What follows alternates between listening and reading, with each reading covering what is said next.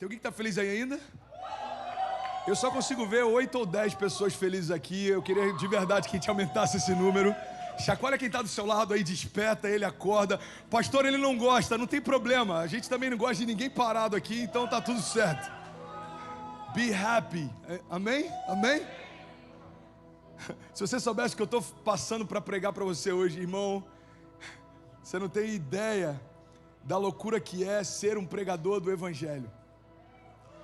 Ministramos cura mesmo enquanto estamos enfermos, ministramos esperança mesmo enquanto estamos sendo confrontados, ministramos prosperidade mesmo enquanto passamos dificuldades financeiras, ministramos sobre um Deus que é capaz de fazer todas as coisas, enquanto dependemos que Ele faça na nossa vida todas elas também. Pregar o Evangelho não significa que Deus vai te colocar num lugar especial em que nada te toca, pelo contrário, você precisa carregar as marcas de cada área que você ministra. Eu ministro cura, mas há 4 anos atrás Deus me tirou de um UTI. Eu ministro sobre novos começos, mas há 15 anos atrás Deus me tirou do meio da rua, espancado, quase morto, mandíbula fraturada. Eu era uma vergonha da minha casa, me tornei o pastor da minha família. Eu falo sobre um Deus que pode mudar histórias, porque há 2 anos atrás Deus tirou a gente do nosso melhor momento no Brasil e trouxe a gente para cá. Uma casa incrível, um momento incrível, prosperando, as coisas acontecendo, a gente larga tudo, vem para pegar um carro velho, um apartamento vazio e recomeçar. Irmão, eu estou falando de um Deus que pode fazer tudo em meio ao nada, porque todos os dias é exatamente isso que a gente está experimentando. Nossa igreja tem mais tempo fechada do que aberta, a gente tem vivido milagres dia após dia. E talvez você está dizendo, André, por que hoje é um dia difícil para você? Porque enquanto eu prego aqui, meu pai está no leito de UTI, com 60% do pulmão dele comprometido. E eu vim aqui nessa noite para pregar sobre milagre, sobre fé, sobre esperança, sobre alegria, sobre renovo, sobre o poder de Deus. Aquilo que o mundo considera loucura, para nós que cremos é o poder de Deus. E eu preciso, pelo amor de Deus, de pelo menos 10 incendiários apaixonados, 10 pessoas completamente apaixonadas por Jesus e por aquilo que Ele faz. Porque eu não sei se eu vou ter 10 minutos de mensagem ou 20, mas eu sei que para Deus o que importa não é o tempo, mas a nossa disponibilidade. Eu lembro de um menino bem jovem, ele devia ter, 9, 10 anos, eu lembrei disso agora, e ele estava despontando, porque ele era muito usado por Deus na pregação.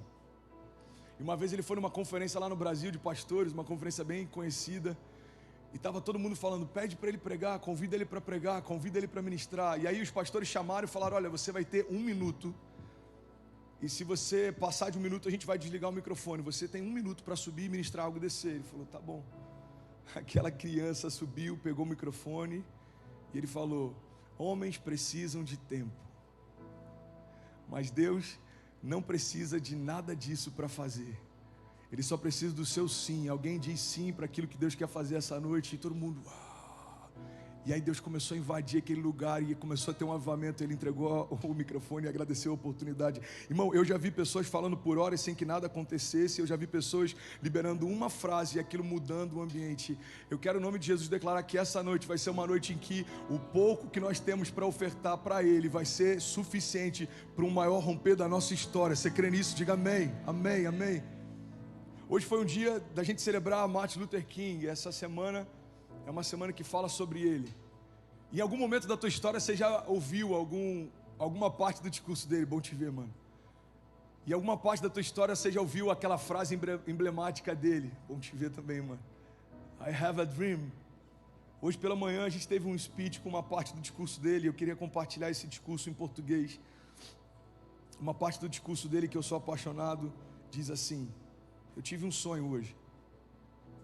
Eu tenho um sonho que um dia todo vale será exaltado, toda colina e montanha serão rebaixadas, os lugares acidentados serão tornados planos, e os lugares tortuosos serão endireitados, e a glória do Senhor será revelada, e toda carne o verá junto. Essa é a nossa esperança, e essa é a fé com a qual eu volto para o sul. Com essa fé seremos capazes de extrair da montanha do desespero uma pedra de esperança. Com essa fé seremos capazes de transformar as discórdias estridentes da nossa nação em uma bela sinfonia de fraternidade. Com essa fé seremos capazes de trabalhar juntos, orar juntos, lutar juntos, ir para a prisão juntos, lutar pela liberdade juntos, sabendo que um dia seremos livres. I have a dream. Você pode aplaudir a memória desse cara?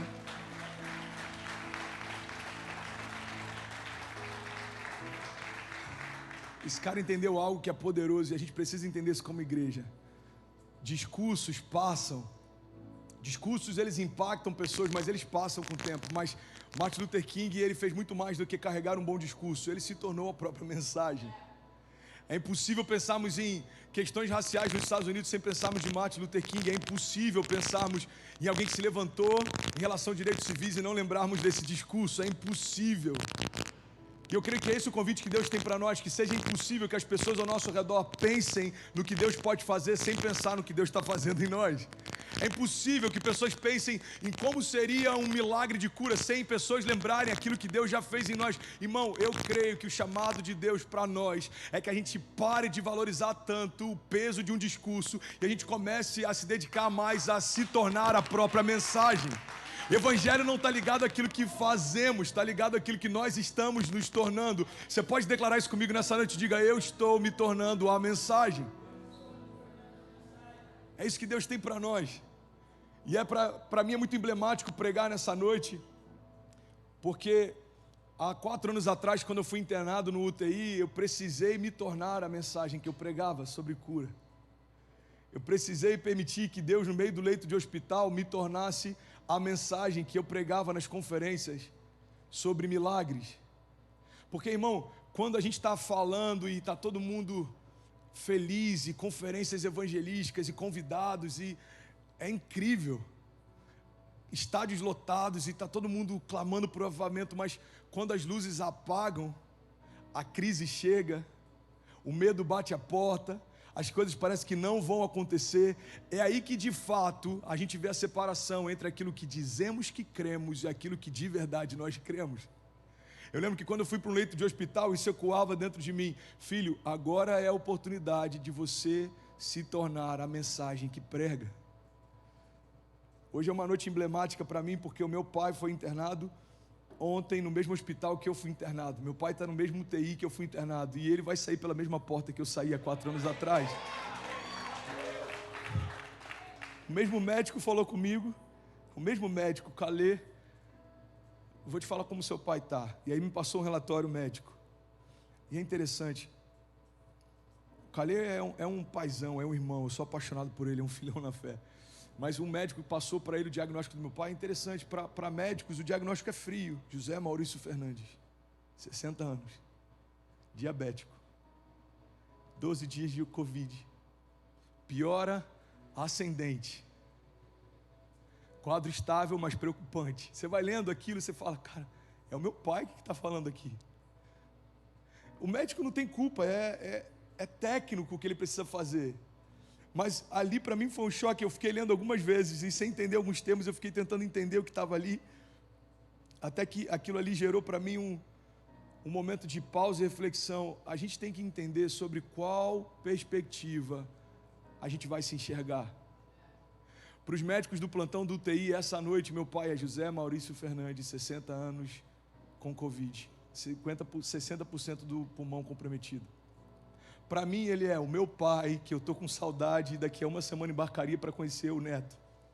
Para Deus ele é o filho dele, que antes do meu avô conhecê-lo, Deus já o conhecia. Antes de eu imaginar que seria filho dele, Deus já o conhecia. O que eu quero compartilhar com você nessa noite, irmão, é que a grande verdade é que, independente de como os outros nos veem, existe uma perspectiva pela qual Deus nos vê. E é essa perspectiva que a gente tem que se agarrar, principalmente no dia mal. No dia mal não importa se todo mundo gosta de você. No dia mal não importa se todo mundo acha que você está bem, irmão. No dia mal você tem que se agarrar a quem Deus diz que você é. A quem Deus diz que você é, o que Ele diz que você pode. E eu tenho pregado nesse mês, e me desculpa se parecer confusa a mensagem em alguns momentos, eu estou me dedicando a massa para construir uma linha lógica. Eu tenho pregado a mensagem nesse mês numa série sobre o que pode parar você em 2021. E hoje pela manhã, uma das chaves que eu compartilhei é que o que pode parar você em 2021 é se você parar de sonhar. E eu quero concluir essa mensagem nessa noite, porque, irmão, o que pode parar você em 2021 é se você parar de se enxergar como Deus te enxerga, é se você parar de se mover como Deus te chamou para que você se mova, é se você parar de entender o que Deus fala a teu respeito e começar a tentar se mover pelos diagnósticos, ou pelo que os outros dizem, ou pelas circunstâncias. Irmão, eu quero liberar uma palavra sobre você. Não importa aquilo que se levanta ao teu redor, existe uma palavra de Deus que deve ecoar dentro de você. Não importa como os teus inimigos te chamam, não importa como as circunstâncias te veem, não importa o que levanta, a altura das ondas, a força dos ventos, não importa se existem cadeias ao teu redor, não importa aquilo que vem contra você, maior é o que está em nós.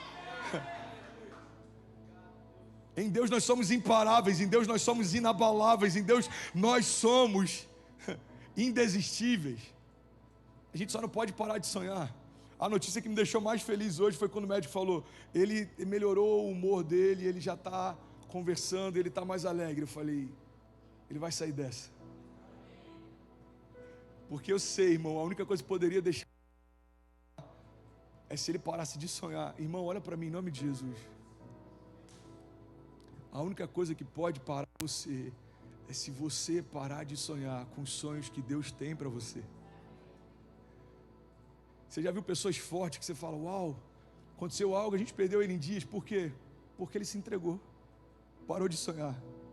Ao mesmo tempo eu já vi pessoas que você falava, ela não vai passar desse mês, ela não vai passar desse ano, ela não vai passar por essa. E ela está há anos, e já viu tanta coisa acontecer. Por quê? Porque ela continua sonhando. Irmão, deixa eu liberar isso sobre você em nome de Jesus. Podem tentar parar você, podem tentar frustrar você, podem tentar desanimar você, mas ninguém pode impedir você de sonhar. Pega essa chave em nome de Jesus. Eu quero ministrar hoje bem rápido sobre algo que eu vivi há 4 anos atrás. Eu escrevi um livro chamado 3 Dias no Barco, que fala sobre esse período que eu enfrentei no hospital que o meu pai está. E é engraçado porque eu estava olhando a primeira mensagem que eu preguei depois que eu saí do hospital. Eu saí do hospital e 3 dias depois eu estava pregando sobre fé.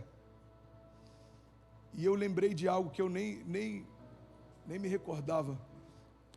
Às vésperas de eu ser internado, era aniversário da minha filha, a Ceci. E a gente estava organizando a festinha, a gente estava pensando na decoração, ia ser a festinha da sereia Ariel. Eu lembro como se fosse hoje, ela estava eufórica. A gente contava os dias para a chegada do aniversário, a gente fez um calendáriozinho que ficava na cozinha e todos os dias a gente riscava, falta menos um dia, menos um dia, menos um dia. Até que o dia do aniversário chegou, estava todo mundo lá. A Cecília estava linda, a festa estava linda, mas eu não estava lá.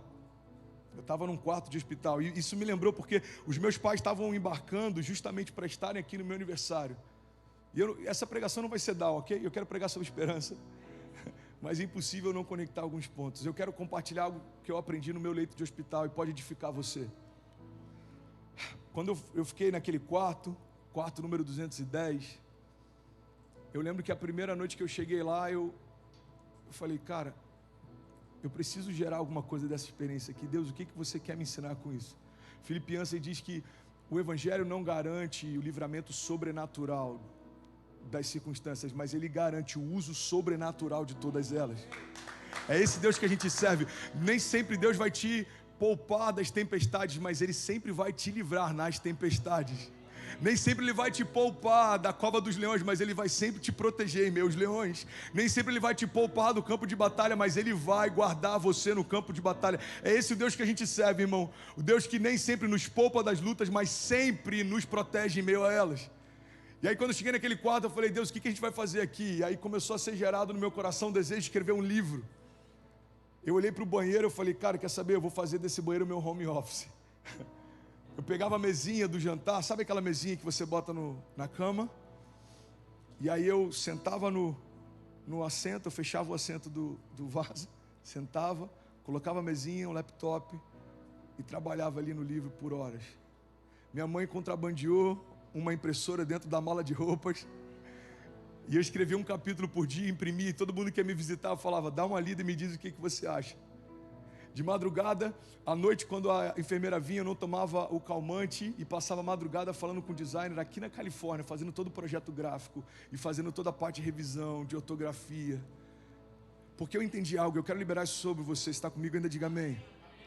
Irmão, não importa se você está num cativeiro, num leito, num palácio, não importa as circunstâncias. Se você não parar de sonhar, ninguém para você. No meio do leito de hospital, Deus me deu um livro que tocou pessoas em lugares que eu nunca vou poder entrar. Depois que eu saí, eu lembro de receber histórias de pessoas dentro de leitos de hospitais, segurando a capa do livro e falando: eu estou num hospital lendo a tua história e ela está me fortalecendo na fé. Um diretor de um hospital lá em Minas Gerais, ele encomendou mais de 500 unidades do livro, e cada paciente de câncer que estava sendo tratado recebeu no leito de hospital o meu livro.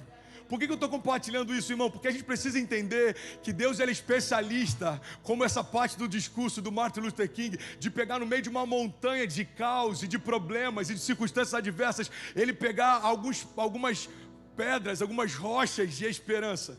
Talvez assim foi 2020, a gente olha 2020, um ano caótico, um ano que todos nós ficamos preocupados, a gente teve um distanciamento social forçado, a economia foi colapsada, a política entrou em desordem, mas a gente pode tirar algumas coisas boas desse ano. Fomos fortalecidos em Deus, fomos forjados na nossa fé, o nosso caráter foi lapidado. A gente está de pé, irmão. Alguém pode dizer glória a Deus por isso? Nós estamos de pé.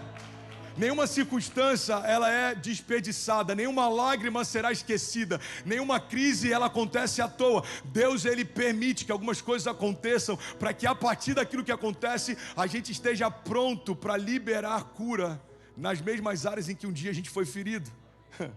Não há desperdício no reino de Deus. Não há nada que Deus permita que aconteça sem que Ele utilize isso lá na frente para liberar destinos de outras pessoas também. Eu fiz um box com perguntas no Instagram. Alguém já viu esses boxes? Me pergunta alguma coisa, sim ou não, verdade ou mentira. E alguém me perguntou: pastor, me fala um pouco mais sobre Jó. Para mim é confuso o fato de Deus ter tirado tudo dele. Eu falei: você deve estar bem confuso, porque Deus não tirou nada dele. Início do livro do Jó, a Bíblia diz: saindo então Satanás da presença do Senhor, feriu a Jó. No final do livro de Jó, fala o que Deus fez em relação a ele. Diz: Deus então moveu o cativeiro de Jó. E aí eu compartilhei essas histórias, eu falei: irmão, se você ler com atenção, você vai entender que Satanás é quem remove, mas Deus é quem restitui. Amém? Agora sabe o que é interessante? Algumas pessoas me mandaram stories respondendo, dizendo: mas se Deus permitiu, Ele também não participou. Mas se Deus não permitiu, Ele também não cooperou. Mas se Deus deixou. E sabe o que me causa estranheza? A forma como a gente intencionalmente quer colocar para Deus o crédito por aquilo que de mal acontece com a gente. A forma como a gente quer justificar e dizer: Deus, por que você me deixou? Deus, por que você me abandonou? Deus, por que você esqueceu de mim? Ei, irmão, deixa eu falar um pouco a respeito do caráter de Deus. Quando você conhece alguém, você sabe o que pode esperar dele. Você não dá a chave da tua casa para qualquer um, você não compartilha segredos com qualquer um, você não deixaria o teu filho brincar na casa de qualquer um. Faz sentido, sim ou não? Porque quando você conhece o caráter, você sabe o que esperar dele. Eu creio que uma das crises da minha geração é não conhecer o caráter do Deus que serve. Por isso não sabe nem o que esperar dele. Irmão, Deus não pode dar doenças porque Ele é a cura. Deus não flui através de morte porque Ele é a vida. Deus não utiliza cativeiros para ensinar ninguém porque Ele é a liberdade. Deus não usa falência para forjar o caráter de ninguém, porque Ele é a essência da prosperidade. Irmão, Deus não coloca chagas em ninguém, porque na verdade é Ele quem move o nosso cativeiro. O grande problema, e é uma das chaves que eu aprendi no hospital, eu quero compartilhar com vocês, é que quando não conhecemos o caráter de Deus, a gente não sabe nem o que esperar dele. E na primeira tempestade, a gente se agarra a ela falando: Deus está me ensinando algo. As tempestades vêm não porque Deus enviou ela para você. As tempestades vêm porque isso é vida real. Real life. As tempestades vêm porque de tempos em tempos o mar se revolta. Porque de tempos em tempos as águas se agitam. Porque de tempos em tempos os ventos se fortalecem. Quem é Deus então no meio das tempestades? Pastor, é aquele que até o vento e o mar lhe obedecem. Pega essa chave, irmão. Mateus 14, 22 diz: logo em seguida, Jesus então insistiu com os discípulos para que entrassem no barco. e para que fossem adiante dele para o outro lado. E enquanto ele se despedia da multidão, tendo então despedido a multidão, subiu sozinho ao monte para orar. E ao anoitecer, ele estava ali sozinho, mas o barco estava a considerável distância da terra, fustigado pelas ondas, porque o vento soprava contra ele. Então, à alta madrugada, Jesus dirigiu-se a eles andando sobre o mar. Essa história todo mundo aqui já conhece. A grande verdade é que a gente não pode esquecer dos detalhes. A Bíblia está dizendo que Jesus insiste para eles: ei, vocês precisam ir na frente, porque eu tenho que ter um tempo com meu Pai. Jesus ensina tanto para a gente, irmão. Ele está curando multidões em um momento, mas ele está se recolhendo para ouvir o Pai falar em outro. Jesus, ele não aceitava a ideia de fluir no modo automático. Ele curava milhares e ouvia um só. Curava milhares e ouvia um só. É nesse momento que essa história está acontecendo. Ele fala: olha, eu insisto que vocês vão na frente, eu vou acompanhar vocês. O que os discípulos não sabiam é que ele ia andando sobre as águas. Mas isso é quem ele é, irmão, ok? É o jeito de Jesus de trabalhar. As ondas estão fortes, o mar está revolto. Jesus vem andando sobre as águas e se aproxima deles. O ponto é, alguns vão olhar para isso e vão falar: Deus empurrou os discípulos para a tempestade. Outros vão dizer: o próprio Deus gerou aquela tempestade. Mas eu quero lembrar você, não, nessa história toda, Deus foi quem livrou eles no meio da tempestade. A tempestade simplesmente aconteceu, o câncer simplesmente acontece, a doença simplesmente acontece. Irmão, algumas coisas simplesmente acontecem. Agora, eu não tenho ingerência sobre o que acontece, mas eu tenho ingerência sobre aquilo que eu faço quando isso acontece. Eu não sei o que me reserva ou me espera no próximo ano, mas eu sei que independente do que se levantar, eu preciso continuar fortalecido em Deus, firmado nele. Ele é o meu refúgio e fortaleza, socorro presente na hora da angústia. Deus é por nós, quem será contra nós? A palavra diz o tempo inteiro: podem 1000 cair ao meu lado, 10.000 à minha direita, eu não serei atingido. Então a grande questão, irmão, não é o que vai acontecer. A grande questão é: quem é você quando isso acontece? A grande questão não é o que vai tentar se levantar para te parar em 2021. A grande questão é: como os teus gigantes vão te encontrar quando baterem a tua porta. É simples assim. As tempestades acontecem, mas se Deus disse que nós chegaremos ao outro lado, certamente chegaremos lá. Eu lembro de uma frase, eu não lembro o autor, essa frase eu acho incrível. Ela diz assim: a diferença entre fé e a esperança é que a fé conhece a vontade de Deus. Uau! A diferença entre a fé e o otimismo é que a fé conhece a vontade de Deus. Por que você crê, André, que Deus vai fazer de novo? Porque o Deus que me livrou no passado certamente me livrará uma vez mais. Por que você crê, André, que Deus pode te livrar no futuro? Porque o Deus que sonhou comigo não parou de sonhar. Irmão, eu estou falando sobre mim, mas na verdade eu estou ministrando algo sobre você. Guarda essa chave em nome de Jesus. Às vezes a gente está sofrendo inconstâncias, altos e baixos. A gente está vivendo entre topos e vales. A gente está up and down. Por quê? Porque não é nem sempre falta de fé ou paixão por Jesus. Às vezes é falta de memória. Nos esquecemos do que Deus fez no passado e por isso nem sempre confiamos que Ele fará novamente no presente. Eu sei de onde Ele me tirou. Eu sei quem Ele é para mim. A gente precisa ter esse entendimento o tempo inteiro. O dia está mal, as circunstâncias são difíceis, algumas coisas estão incertas, você não sabe o que fazer, para onde ir, qual caminho tomar, qual porta entrar, qual projeto, qual chamado. É uma das perguntas que eu mais recebo: pastor, me ajuda a entender qual é o meu chamado. Pastor, o que eu faço nessa situação? Pastor, irmão, eu não sei o que Deus tem para você, porque Ele não fala comigo a teu respeito, mas Ele fala comigo em relação àquilo que Ele tem para mim. E certamente Ele está falando com você em relação àquilo que Ele tem para você. Verdade que aquilo que a gente chama de silêncio de Deus, às vezes é só falta de intimidade. Deus não parou de falar, irmão. Talvez em algum momento da jornada a gente que parou de ouvir. Deus não parou de fazer, talvez em algum momento da jornada a gente que parou de confiar que Ele faria. Eu compartilhei uma frase há 2 semanas atrás. Eu não lembro ao certo como ela é, mas é: quando Deus não está fazendo nada, existe um milagre que nós não estamos enxergando. Está fazendo sentido para alguém? Alguma chave abençoa alguém em alguma área? Desculpa, eu queria poder fazer mais do que isso hoje, mas isso é tudo que eu consigo para hoje. Sabe, para viver os sonhos de Deus, a gente precisa aprender, irmão, a arte de continuar. A arte de continuar é o que diferencia meninos de homens. A arte de continuar é o que separou os heróis da fé daqueles que a Bíblia nem menciona.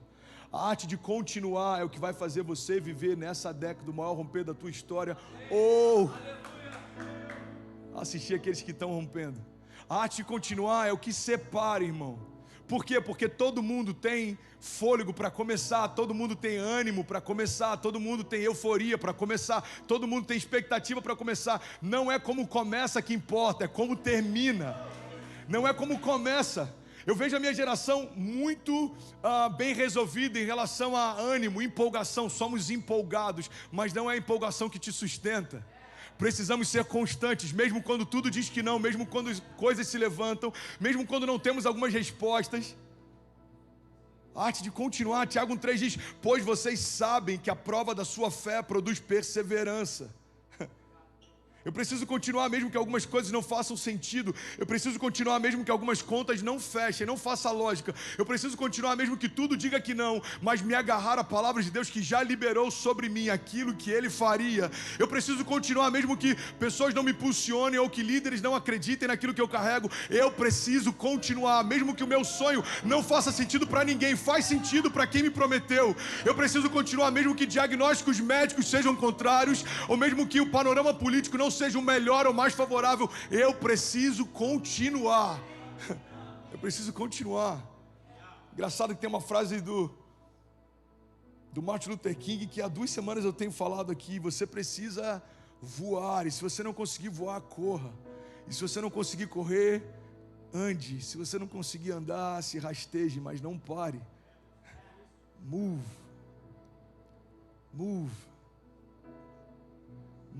Engraçado, semana passada eu falei sobre um pastor coreano. Eu estava em Israel e eu vi a história de um pastor coreano. Lidera uma igreja gigante, e eles são muito usados em milagres, em oração, em jejum. E eu compartilhei essa história. Ele estava pregando e uma pessoa veio com um facão e feriu a perna dele. Então os obreiros vieram e seguraram ele, queriam levar para o hospital. A mulher dele se levantou e falou: não, ele precisa terminar a mensagem. Irmão, a arte de continuar é quando mesmo que algo tenha nos ferido, a gente saber que não terminamos aquilo que Deus nos chamou para fazer. Não terminamos aquilo que Deus nos chamou para fazer. Não terminamos aquilo que Deus nos chamou para fazer. Salmo 145 diz: grande é o Senhor e digno de ser louvado, a sua grandeza não tem limites. Uma geração contará a outra geração a grandiosidade dos seus feitos, e eles anunciarão os seus atos poderosos. Mateus 5,16 diz: então assim brilhe a luz de vocês diante dos homens, para que vejam as suas boas obras e glorifiquem ao Pai de vocês que está nos céus. Eu estou terminando aqui essa mensagem, e eu creio que ela pode fazer sentido para alguém. Somos 5.000 famílias online e somos algumas dezenas aqui presencialmente.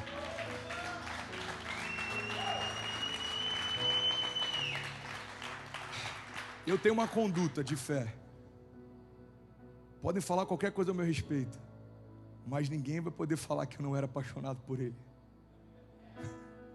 Podem não concordar com a minha teologia, mas ninguém vai poder duvidar do quanto eu era consumido por aquilo que cria. Podem até não concordar com alguns métodos, mas ninguém vai poder duvidar do quanto meu coração estava queimando por Ele.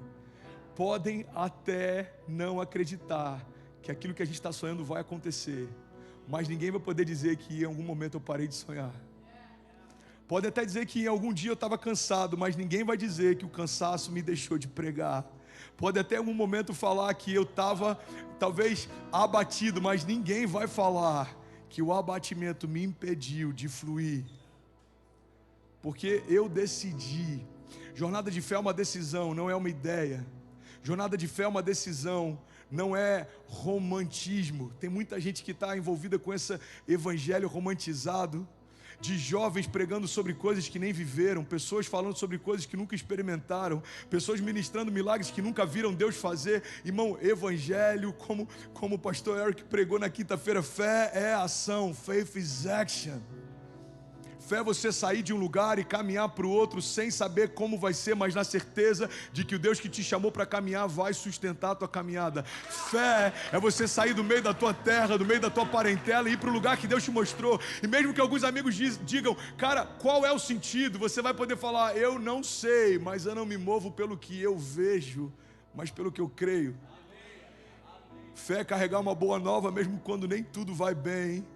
Fé é tratar as coisas que não são como se já fossem. Fé é submeter o natural ao peso da glória de um Deus sobrenatural. Fé, segundo Bill Johnson, é você se apoderar das realidades do reino dos céus e colidir violentamente com as realidades ao seu redor, porque um reino inferior não subexiste. Fé é poder de Deus em ação.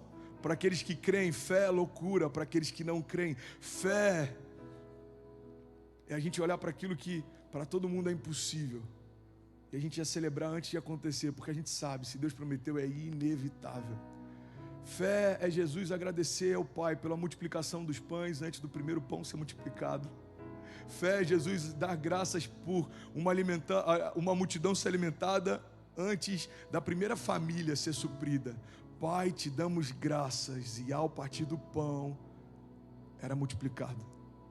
E cada vez que ele agradecia, Deus multiplicava. E cada vez que ele agradecia, Deus multiplicava. Fé é você caminhar em torno das muralhas de Jericó, crendo que ao sétima volta Deus vai derrubá-las, mesmo que fisicamente seja impossível. É ridículo. Se alguém perguntasse, me explica qual é o sentido de dar voltas em torno de uma muralha, não é pelo sentido, é pela palavra. Deus disse que faria, nós caminharemos até que ele faça. Irmão, não é pela lógica. Deus não me pediu para parar, então eu não paro. Deus não me pediu para descansar, então eu não descanso. A gente tem que parar para entender que se Deus deu uma ordem, só uma nova ordem de Deus pode anular a ordem anterior. O problema é que Deus fala várias vezes, mas na primeira crise a gente para. A gente olha para os heróis da fé e é louco isso, mas Deus falou uma vez apenas. Independente das inúmeras crises, nada os parava. É esse Deus que eu creio, é esse Deus que eu prego, é essa graça que eu vou basear todos os meus sermões, e é sobre isso que eu quero liberar sobre você. Recebe isso em nome de Jesus. Feche teus olhos, eu quero ministrar algo sobre você.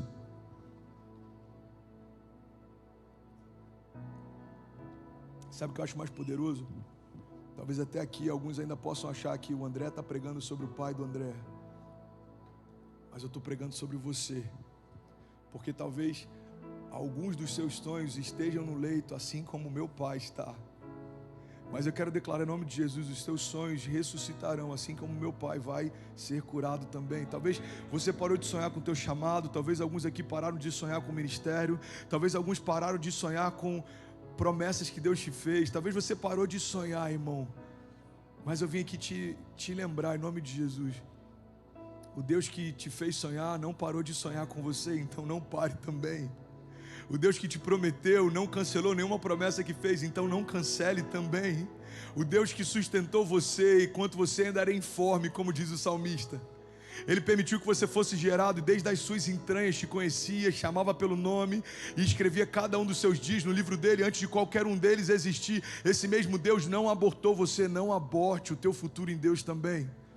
O Deus que te conhece, te chama pelo nome, te sustenta. O Deus que te guarda, que te livra, que te empodera. O Deus que te faz avançar. O Deus que te faz prosperar. O Deus que espera por você. O Deus que guarda a tua entrada e a tua saída, irmão. Ele está trazendo para alguns de nós a nossa memória, aquilo que nos dá esperança. É como Jesus indo ao encontro de Pedro, no mesmo lugar. Pedro estava fazendo a mesma coisa. Jesus dá o mesmo sinal de pesca maravilhosa. É como se Jesus estivesse dizendo: ei Pedro, eu vim nesse mesmo lugar fazer a mesma coisa, para lembrar para você que eu continuo tendo o mesmo convite: apacenta as minhas ovelhas.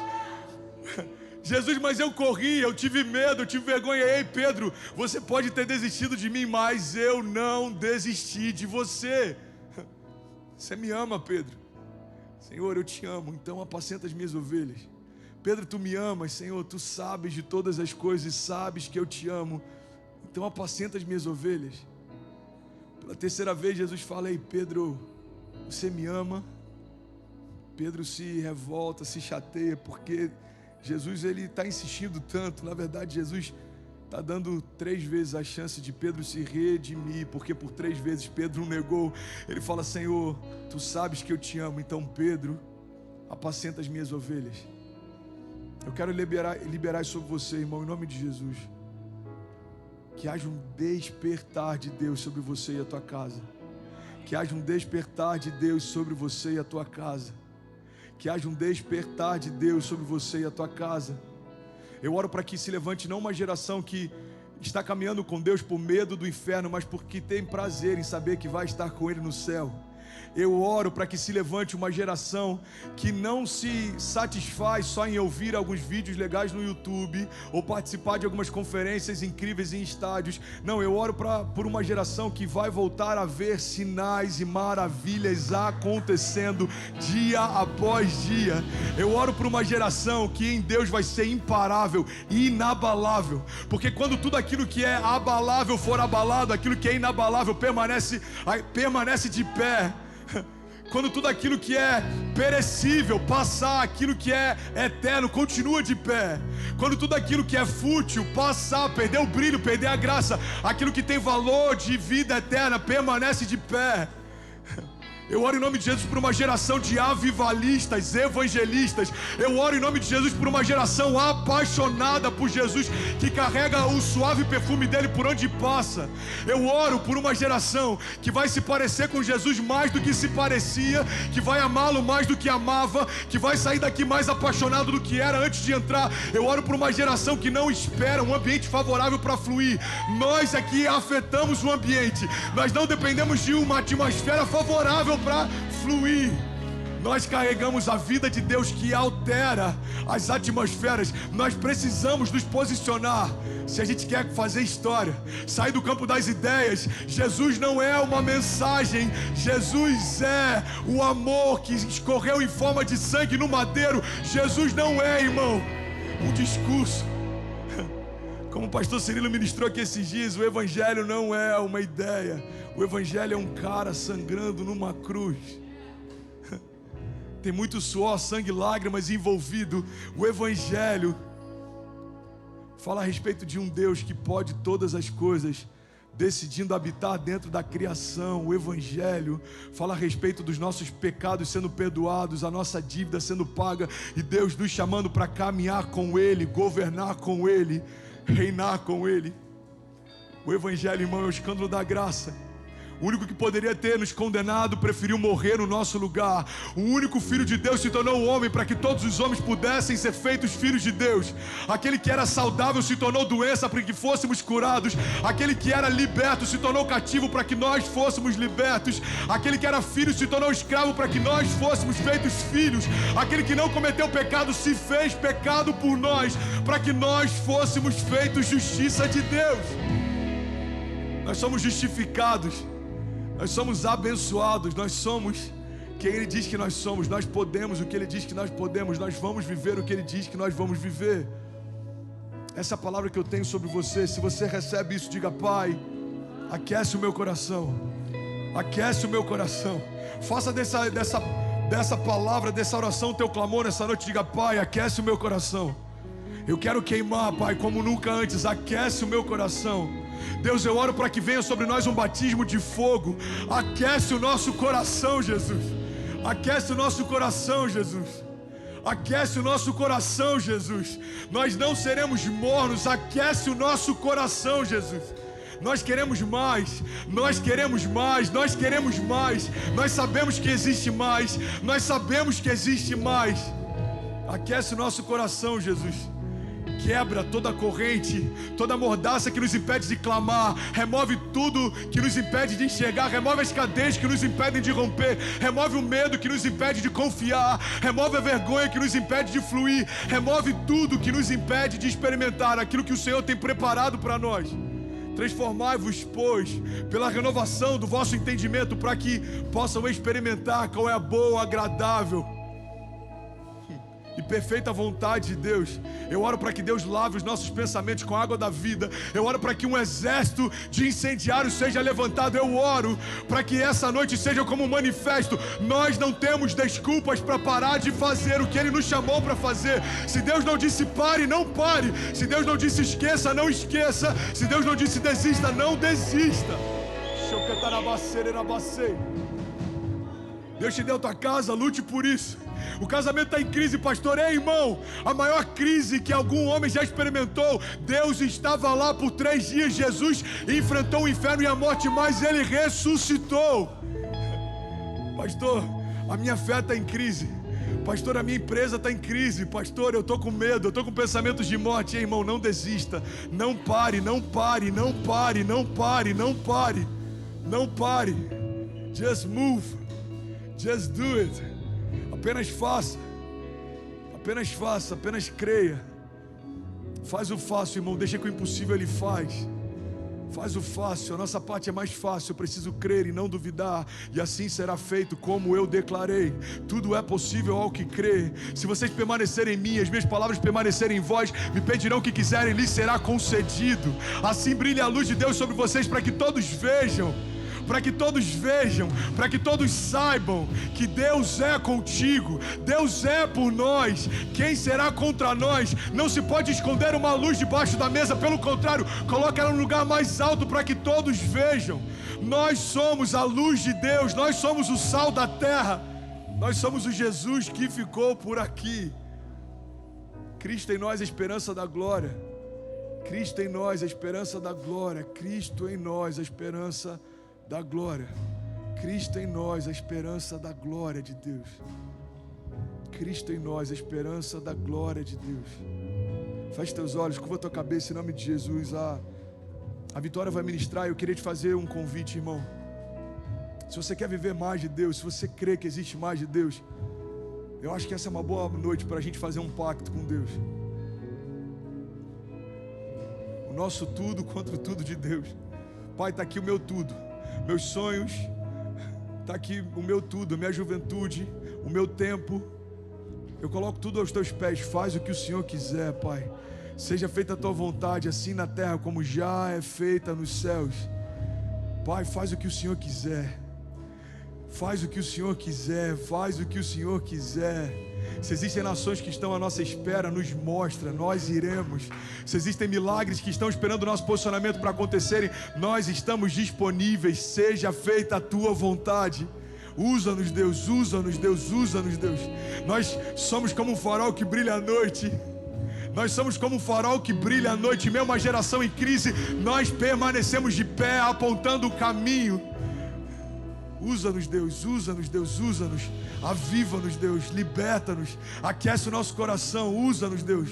Flua sobre nós de uma forma sobrenatural, usa-nos, Deus. Quebra toda resistência, todo cansaço, toda barreira. Quebra toda frieza, quebra toda apostasia. Quebra, Pai, em nome de Jesus, quebra tudo que precisa ser quebrado e faz de novo. Nós somos como um vaso de barro nas tuas mãos. Quebra o que precisa ser quebrado e faz uma vez mais. Restaura-nos, Deus. Liberta-nos, Deus. Aviva-nos, Deus. Nós queremos mais, Jesus. Nós queremos mais. Nós queremos mais.